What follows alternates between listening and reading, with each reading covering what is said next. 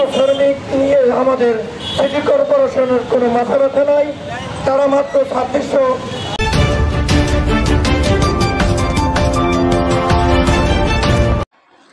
হলুদ অটোর লাইসেন্স নবায়নের দাবিতে মানববন্ধন।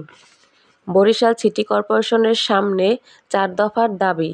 সম্মানিত ব্যাটারিচালিত হলুদ অটোগাড়ির মালিক ও শ্রমিক ভাইয়েরা আজ 9 জানুয়ারি বৃহস্পতিবার সকাল 10 ঘটিকায় নগর ভবনের সামনে 4 দফা দাবি আদায়ের লক্ষ্যে অটো শ্রমিক সংগঠনের উদ্যোগে এক মানববন্ধন আয়োজন করা হয়েছে। দাবিসমূহ: বরিশাল সিটি কর্পোরেশন থেকে মোট 7,610টি অটোগাড়ি মহাজনী লাইসেন্স দিয়েছে, সেই সকল লাইসেন্স নবায়ন দিতে হবে। অটো চালকদের চালক লাইসেন্স দিতে হবে। রূপাতলী, নতুল্লাবাদ, লঞ্চঘাট, হাতেমালি, চৌমাথা এ সকল পয়েন্টে অটো স্ট্যান্ড দিতে হবে। সকল রুটে ভাড়ার নির্ধারিত চার্ট করে দিতে হবে। ইজি বাইক, হলুদ অটোরিকশা শ্রমিক কল্যাণ সংগঠন। আমাদের ড্রাইভিং লাইসেন্স দিতে হবে। নগরীতে গুরুত্বপূর্ণ জায়গায় স্ট্যান্ড দিতে হবে এবং ভাড়া নির্ধারণ করে দিতে হবে। প্রত্যেকটি রাস্তায় পয়েন্টে পয়েন্টে ভাড়া নির্ধারণ করে দিতে হবে। আমরা শ্রমিক সংগঠন অনেকদিন থেকে আমরা এই সিটি কর্পোরেশনে 50টার উপরে দরখাস্ত করেছি, কিন্তু শ্রমিক নিয়ে আমাদের সিটি কর্পোরেশনের কোনো মাথা ব্যথা নাই। তারা মাত্র 2610টি গাড়ির লাইসেন্স দিতে চায়, কিন্তু আমাদেরকে বলেছেন 26টি 10খান লাইসেন্স দেওয়ার পরে পাশাপাশি আপনাদেরকে নিয়েও বসবো, কিন্তু আমাদেরকে নিয়ে বসার তো দূরের কথা, আমাদের কথা তারা কর্ণপাত করে না, আমাদেরকে তারা মূল্যায়ন করতে চায় না। আমরা চাই আমাদেরকে নিয়ে বসা হোক, আমরা তাদের সাথে বসতে চাই। আমরা 2610 খান নয়, 7,610 খান গাড়ির লাইসেন্স দিতে হবে। এবং আমাদের এই যে হলুদ অটো বিগত দিন থেকে আমাদের পুলিশ প্রশাসন থেকে হয়রানি হইতেছে। যেমন একটা গাড়ি, আমরা শ্রমিক, আমাদের শ্রমিকদের ভুল থাকবে, তারা ভুল পথে চালনা করবে, আটক মামলা হইতেই পারে, এটা নিয়ে আমাদের কোনো দাবি নাই। কিন্তু আমাদের দাবি হলো যে গাড়িটা অ্যারেস্ট হয় বা আটক হয় বা মামলা হয়, সেই মামলাটা আজকে ধরলে পরের দিন ছাড়তে হবে।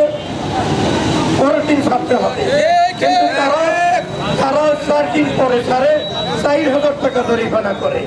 বাংলাদেশে এমন কোন সংবিধান নাই যে সংবিধানে লেখা আছে যে একটা গাড়ি ধরলে 4,000 টাকা জরিমানা হবে,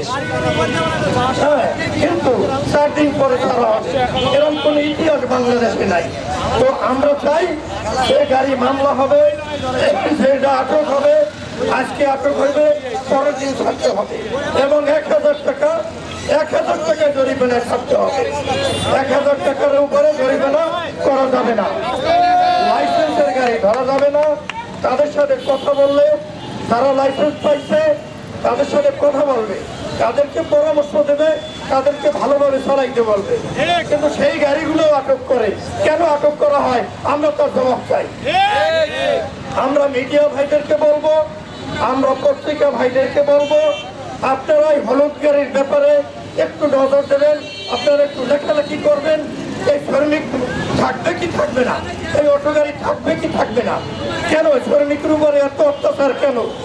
আমরা জানি সব বাংলাদেশের সব এলাকায় লাইসেন্স দেওয়া হয়েছে, শুধু বরিশালই গরিমতি করতে আছে এবং বরিশালই একটা গাড়ি আটক হয়, সেই গাড়ি 4,000 টাকা জরিমানা দিতে হয়।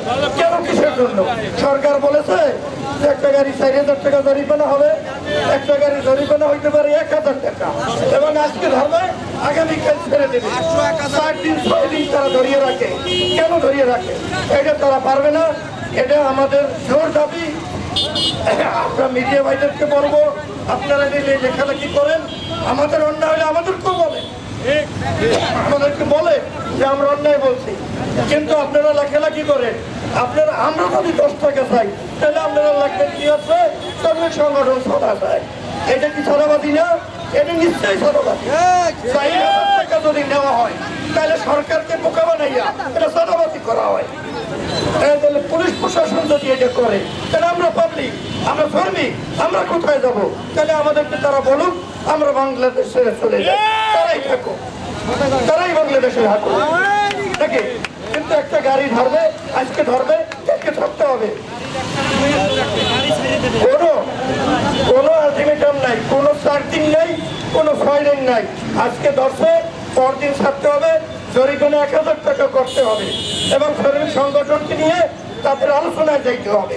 তারা যদি ইচ্ছা মতো কাজ করে তাহলে আমরা চলতি মাসের 30 তারিখের মধ্যে আমাদের এই দাবি দেওয়া সিটি কর্পোরেশন বা পুলিশ প্রশাসন যদি না মানে তাহলে আমরা এর পরিবর্তে কঠোর আন্দোলনের মাধ্যমে আমরা টোটাল বরিশালকে অচল করে দেব এবং আমাদের শ্রমিক ভাইদেরকে 30 তারিখের পরে মাইকিং করে জানানো হবে কিভাবে কি আন্দোলন করা হবে।